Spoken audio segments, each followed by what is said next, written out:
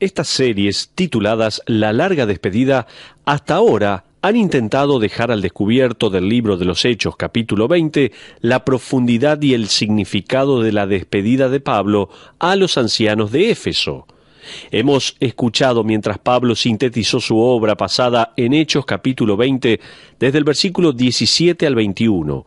Pablo dijo a los ancianos que su ministerio había sido el de la humildad, es decir, reconocía su debilidad y aún así dependía completamente de la fortaleza del Señor. Su ministerio era el de las lágrimas y el de los juicios. Pero también Pablo continuó en los versículos 22 al 24, hablando sobre su futuro andar, siendo el mismo de cadenas y yugos aparejados con la incertidumbre.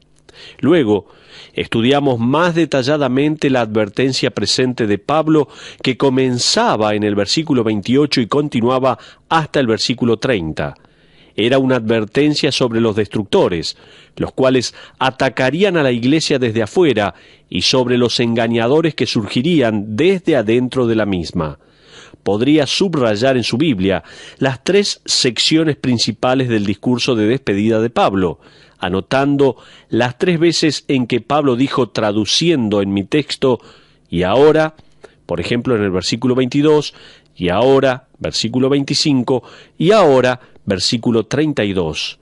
El tercer y ahora comienza con las palabras finales de Pablo.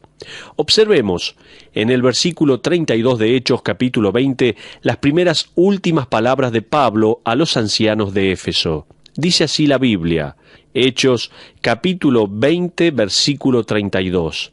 Y ahora, hermanos, os encomiendo a Dios y a la palabra de su gracia, que tiene poder para sobreedificaros y daros herencia con todos los santificados. Primero Pablo dice, los encomiendo a Dios. Después de todo lo que Pablo ha dicho, después de todas las horas que Pablo ha pasado enseñándoles, después de todas las lágrimas y después de todo el entrenamiento, Pablo es como un padre. Esto es como el padre que ha sido golpeado con la realización de esta encomendación en la escuela secundaria o en la graduación universitaria, en un altar en donde los votos de una hija o de un hijo están siendo repetidos en un importante aeropuerto o en el muelle de una base naval. Están despidiéndose de alguien por el cual han orado para recibir a Cristo. Los entrenaron, los discipularon, les dieron las raíces espirituales y ahora los están dejando. ¿Qué puedes decir más que los encomiendo a Dios? ¿Qué más se podría decir? Dicho sea de paso, las únicas personas, los únicos padres, los únicos amigos que están dispuestos a decir te encomiendo a Dios son personas, padres y amigos que primero se han encomendado ellos mismos a Dios. Si no te has encomendado a Dios, nunca encontrarás la fortaleza o el coraje para encomendar a tus hijos o a tu cónyuge a Dios. En cambio, te agarrarás y te asirás de ellos, asegurándote de tenerlos cerca, y desanimarás cualquier aventura de fe, debido a que tú nunca has desarrollado tu propia fe en un Dios soberano. Piensa en el abandono personal de Pablo a la voluntad de Dios. Pablo, ¿a dónde irás? ¿Recuerdan? Voy a Jerusalén. ¿Qué es lo que te va a pasar allí?, le habrán preguntado. No sé, pero el Espíritu me obliga a ir, habrá dicho Pablo. ¿Es Pablo imprudente, podemos pensar? ¿Es alocado en su fe y abandonado a Dios? De acuerdo al diccionario Webster, abandonado significa entregarse uno mismo para algo sin limitaciones. Esto es como un paracaidista. Existe ese momento en que la cuerda es jalada. O como un saltador de bungee, una persona que está mucho más abajo de la cadena alimenticia que el paracaidista. Aún así, no existen segundas oportunidades si esa cuerda no ha sido medida adecuadamente. No hay segunda opción. Quizás recuerdes la horrible historia del reciente Super Bowl. Los organizadores habían planeado una demostración de saltos en bungee justo a través del medio del techo del estadio. Durante la práctica, alguno anduvo terriblemente mal y la persona que saltó se desplomó y murió en el impacto. Ese fue un abandono imprudente. Sin embargo, para el creyente que está encomendado a Dios, no existe ningún salto imprudente. Spurgeon lo expresó mejor: no existe un mejor lugar para ser espiritual que un naufragio en una isla de la soberanía de Dios. Así lo dijo Spurgeon. Por lo tanto, Pablo, con la experiencia personal y total seguridad, podía manejar a estos ancianos y a este rebaño de Éfeso. Él les había dado raíces y ahora les daba alas. Pero él no solamente vemos aquí que primero los encomendó a Dios, sino que en segundo lugar, Pablo no solo los encomienda a Dios, sino que los encomendó a la gracia. Observa la próxima frase en el versículo 32. Dice así: y ahora, hermanos, os encomiendo a Dios y a la palabra de su gracia. La expresión «la palabra de su gracia» es un sinónimo del Evangelio. En el versículo 24, Pablo habló sobre su ministerio de testificar el Evangelio de la gracia de Dios. En Hechos, capítulo 14, versículo 3, Pablo habló sobre el mensaje de la gracia de Dios. Ellos habían sido encomendados, desafiados a mantener de cerca el simple Evangelio de la gracia de Dios. Pablo no les dijo: ahora los encomiendo al estudio de mis notas y no se olviden de desmenuzar todo lo que he dicho. No, Pablo dijo: los encomiendo a la palabra de gracia. El apóstol era el defensor y pregonador de la gracia de Dios. De hecho, Pablo utilizó la palabra gracia más de 100 veces en sus cartas. A los Gálatas, Efesios, Filipenses, Colosenses y Tesalonicenses, así como a Timoteo y a Tito, Pablo comenzaba sus cartas diciéndoles: gracia a vosotros. Es interesante que Pablo combinaba la palabra gracia con el Evangelio. ¿Y por qué no? Gracia es una palabra que se refiere a un favor que no tiene mérito, inamovible y no merecido. ¿Y no es esa la definición del Evangelio, me pregunto? ¿No es esa la salvación inmerecida, inamovible y sin méritos? Escucha mientras Pablo escribió las palabras a la iglesia en Éfeso, en el capítulo 1, desde el versículo 6 al 8 de esa carta.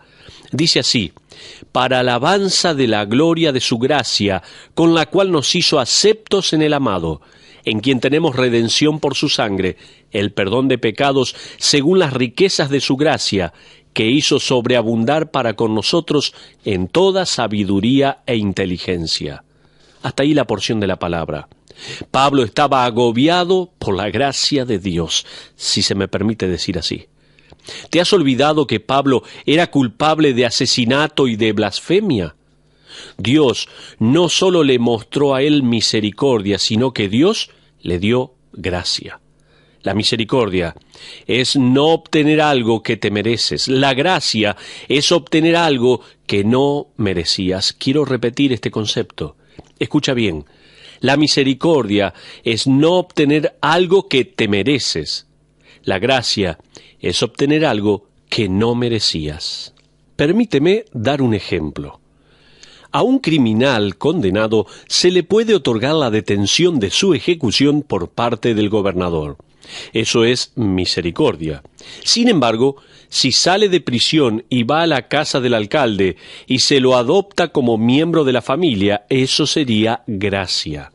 Permíteme ilustrar un poco más la gracia con 1 o 2 páginas de un libro de mi biblioteca.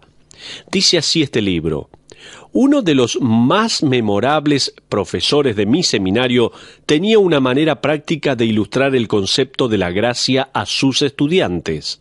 Al final de su curso evangelístico, él les entregaría el examen con la advertencia de que lo lean por completo antes de que comiencen a contestarlo. Esa advertencia también estaba escrita en el examen.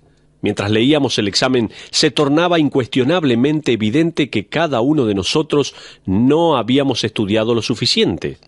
Mientras más lo leíamos, peor se ponía la cosa. Cerca de la mitad del examen se podían escuchar quejidos audibles por todo el salón. En el momento que estábamos llegando a la última página, estábamos todos preparados para entregar el examen en blanco. Era imposible pasarlo. En la última página, sin embargo, había una nota que decía: tienes una opción. Puedes completar el examen como se dio o puedes firmarlo al final. Y al hacer eso recibirás una A por esta tarea. ¡Wow! Permanecimos sentados y pasmados. ¿Era en serio? ¿Solo firmarlo y escribir una A? Lentamente comenzamos a comprenderlo, y uno a uno entregamos nuestros exámenes y dejamos el salón silenciosamente. Me llevó el resto de la tarde para sobreponerme. Me urgía regresar y chequearlo con él una vez más para asegurarme que era en serio. Cuando hablé con él después, él compartió algunas de las reacciones que había recibido a través de los años en que él había dado el mismo examen. Siempre había estudiantes que no seguían las instrucciones y comenzaban a hacer el examen sin leerlo antes por completo. Algunos de ellos sudarían durante las 2 horas completas antes de llegar a la última página. La ignorancia de ellos les causaba una ansiedad innecesaria. Luego, estaban aquellos que leían las primeras 2 páginas, se enojarían y entregarían las hojas en blanco y se irían furiosos del salón. Ellos nunca se darían cuenta de lo que estaba disponible. Como resultado, perdieron por completo. Sin embargo, un estudiante los sobrepasó. Leyó el examen entero incluyendo la nota al final, pero decidió hacer el examen de todos modos. No quería regalos. Él quería ganar su nota, y lo hizo. Obtuvo un C positivo, lo cual fue sorprendente considerando la dificultad del examen, pero podía haber sacado fácilmente una A. Hasta ahí lo que dice este libro. Por lo tanto, estos hombres fueron encomendados a Dios y se comprometieron a un ministerio de gracia. ¿Entiendes ahora el concepto de lo que es la gracia de Dios? Pero continuemos adelante con nuestro estudio. Dijimos, en primer lugar, Pablo los encomendó a Dios. En segundo lugar, los encomendó a la gracia de Dios. Y ahora, en tercer lugar, estos hombres son desafiados a dar. Observemos desde el versículo 33 al 35 de Hechos capítulo 20. Por favor, mira en tu Biblia, Hechos capítulo 20, versículos 33 al 35, dice así: Ni plata, ni oro, ni vestido de nadie he codiciado. Antes vosotros sabéis que para lo que me ha sido necesario a mí y a los que están conmigo, estas manos me han servido. En todo os he enseñado que, trabajando así, se debe ayudar a los necesitados y recordar las palabras del Señor Jesús, que dijo: más bienaventurado es dar que recibir. Las últimas palabras registradas de Pablo a los ancianos de Éfeso fueron una cita del Señor Jesucristo. Puede que te sorprenda descubrir que esta declaración hecha por el Señor Jesús nunca se registró en los Evangelios.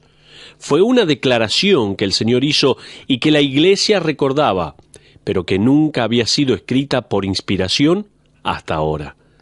Esto sintetizó todo lo que Pablo había sido para ellos y lo que ellos necesitaban para el futuro. El ministerio de ellos como ancianos o presbiterio, en el griego, como líderes de la Iglesia, era ser ministros en la autonegación, ser ministros en dar.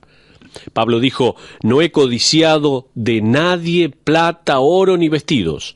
El amor al dinero siempre ha caracterizado a los falsos maestros.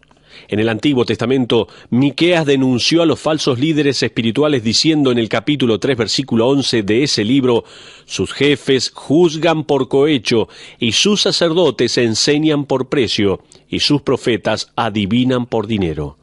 Isaías habló sobre los pastores de las personas quienes, como perros hambrientos, nunca estaban satisfechos, sino que continuaban con el cohecho, las lisonjas y con las extorsiones. Miremos en Isaías capítulo 56, versículo 11, donde dice: y esos perros comilones son insaciables, y los pastores mismos no saben entender. Todos ellos siguen sus propios caminos, cada uno busca su propio provecho, cada uno por su lado. Hasta ahí la porción de la palabra. Pablo le advirtió a Tito que ellos no deberían enseñar por medio de ganancias deshonestas en el capítulo 1, versículo 7 de ese libro. Dice, porque es necesario que el obispo sea irreprensible como administrador de Dios, no codicioso de ganancias deshonestas. Pablo quería asegurarse de que el evangelio fuese entregado gratuitamente, como dijo en 1 Corintios capítulo 9, versículo 18, donde dice que predicando el evangelio presente gratuitamente el evangelio de Cristo. Un verdadero pastor no despoja al rebaño, sino que alimenta al rebaño. Pablo ha sido el ejemplo para los ancianos. Pablo se entregó él mismo a Dios. Pablo se entregó a sí mismo por el rebaño. Pablo se entregó a sí mismo por el ministerio de la palabra de Dios. Pablo se entregó a sí mismo con tanta intensidad que durante 3 años no se detuvo. Ahora, Pablo concluye que es de mayor bendición dar que recibir.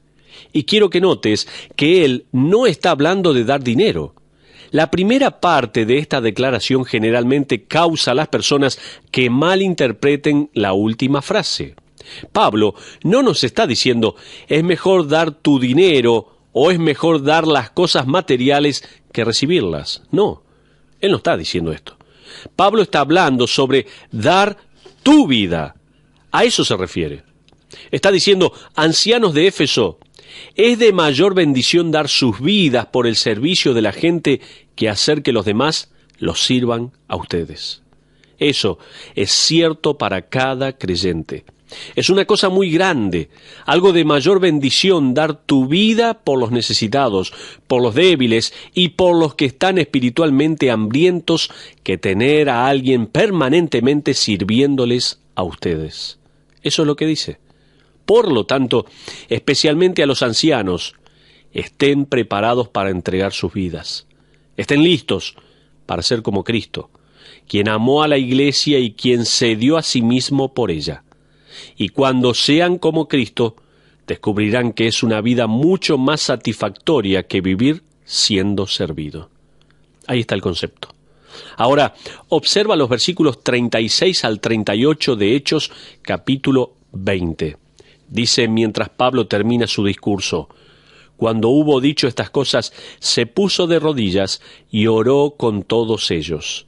Entonces hubo gran llanto de todos y echándose al cuello de Pablo, le besaban, doliéndose en gran manera por la palabra que dijo, de que no verían más su rostro, y le acompañaron al barco. Hasta ahí la porción de la palabra. A lo largo de esta última despedida, se percibe el sentimiento dominante de un afecto tan profundo como un afecto puede ser. Unos años atrás, él había venido a ellos como un extraño. Cuando llegó, él había provocado tal corrida durante 2 horas que la arena se llenó de miles de personas gritando, «¡Grandes Diana de los Efesios! ¡Grandes Diana de los Efesios!», como dice Hechos capítulo 19, versículo 34. Él había arriesgado su vida por ellos, los había liberado de la idolatría con la luz del Evangelio. En cuarto lugar, ahora estos hombres no solo son encomendados a Dios, comprometidos a la gracia y desafiados a dar, sino que también son consignados a la aflicción. Observa nuevamente el versículo 38a. Se nos dice que ellos eran doliéndose en gran manera por la palabra que dijo, de que no verían más su rostro. La palabra doliéndose es la misma palabra que Lucas usó para José y María, quienes, después de encontrar al pequeño Jesús en el templo y de haberse aterrorizado de que él se había perdido entre la multitud, le dijeron a él, como nos dice Lucas capítulo 2, versículo 48b, «Tu padre y yo te hemos buscado con angustia». Ahí está la palabra, es la misma palabra. Cualquier padre que ha perdido de vista a su hijo en un shopping o en un parque de diversiones o en una tienda conoce que la palabra angustia no cubre el sentimiento. Es mucho más. Existe una sensación de pánico, una sensación de desesperación, y mientras más lo buscas, mayor es la angustia.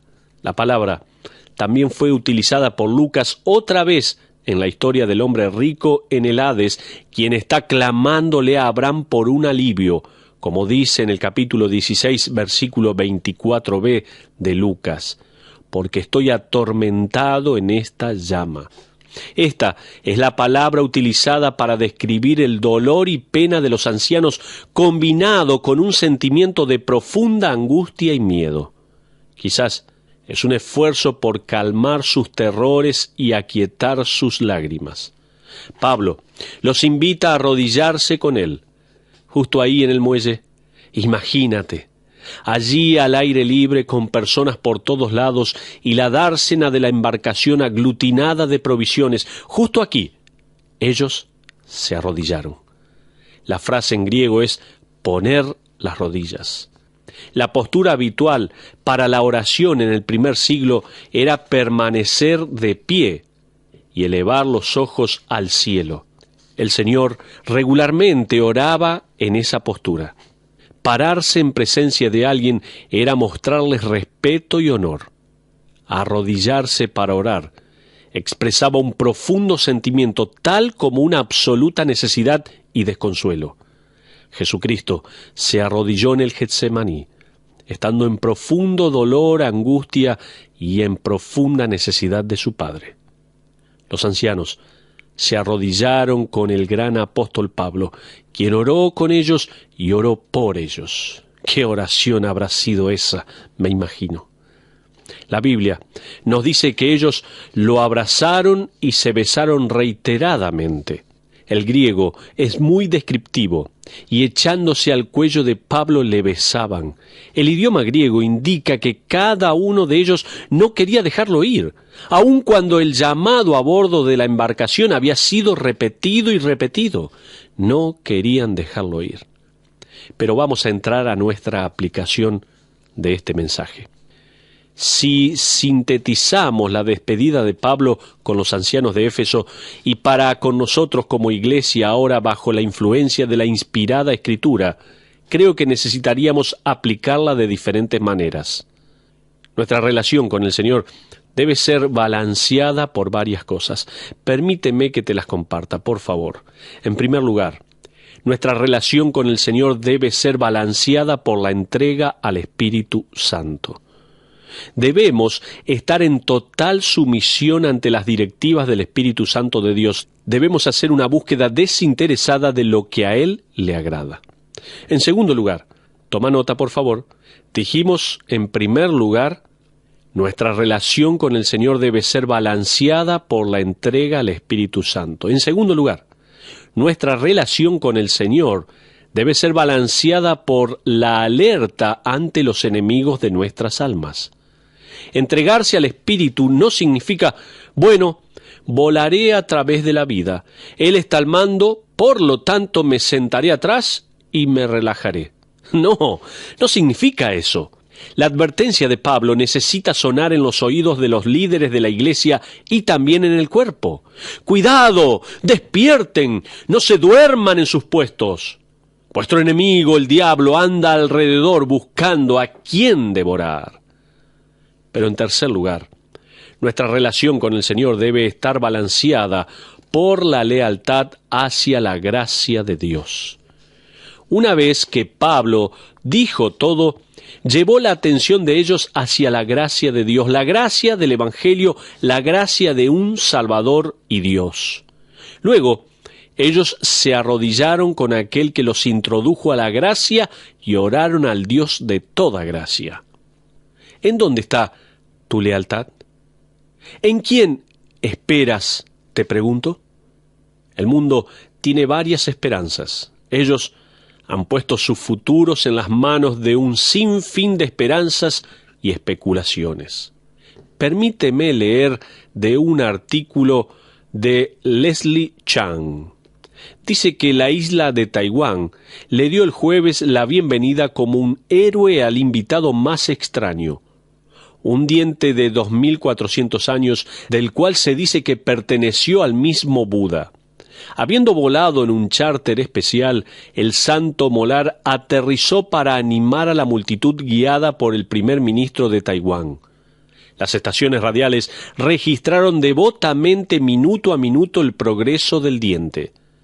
Tengamos paz y armonía en nuestra sociedad, dijo el primer ministro Vincent Siev, ofreciendo una plegaria para el diente en el hangar de un avión convertido en un santuario temporal, bajo una bandera roja y ocre, proclamando ceremonia de bienvenida a la reliquia del diente de Buda. El objeto de atención descansaba luego de su viaje en una pagoda de oro en miniatura cubierta por nubes de incienso. Taiwán tiene altas esperanzas en el diente santo.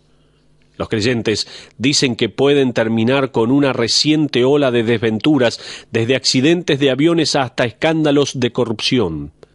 Pero una trifulca feroz ya ha creado un mal karma.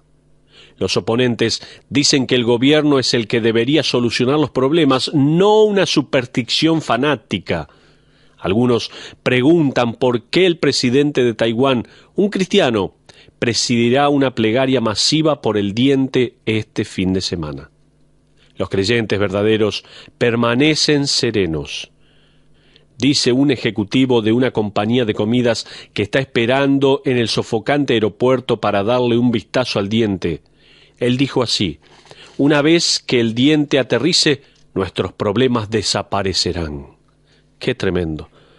¿Hasta qué punto estamos llegando y dónde estamos colocando las esperanzas en este mundo? Pablo dice: los encomiendo a Dios y a la palabra de su gracia, que tiene poder para sobreedificarlos y darles herencia que un día disfrutarán con todos los santificados en el reino construido y diseñado por el Dios de toda gracia. Pablo escribió varios años después a la iglesia en Éfeso, guiada por estos hombres quienes lo habían despedido con lágrimas. Estas palabras del capítulo 3, versículos 20 y 21 son las de Pablo. Dice: y a aquel que es poderoso para hacer todas las cosas mucho más abundantemente de lo que pedimos o entendemos, según el poder que actúa en nosotros, a Él sea gloria en la Iglesia, en Cristo Jesús, por todas las edades, por los siglos de los siglos. Y en el capítulo 6, versículo 23 y 24, dice Pablo: paz sea a los hermanos y amor con fe, de Dios Padre y del Señor Jesucristo. La gracia sea con todos los que aman a nuestro Señor Jesucristo. Entonces, si todavía no estás confiando plena y absolutamente en la gracia y misericordia de Dios, aférrate a Él. Aférrate a Dios, aférrate a su gracia y misericordia, aquella que realmente te da todo lo que necesitas. De esta manera, estamos concluyendo este estudio que hemos denominado La larga despedida, basada allí en Hechos capítulo 20. Pero les espero en nuestro próximo estudio de Sabiduría para el Corazón.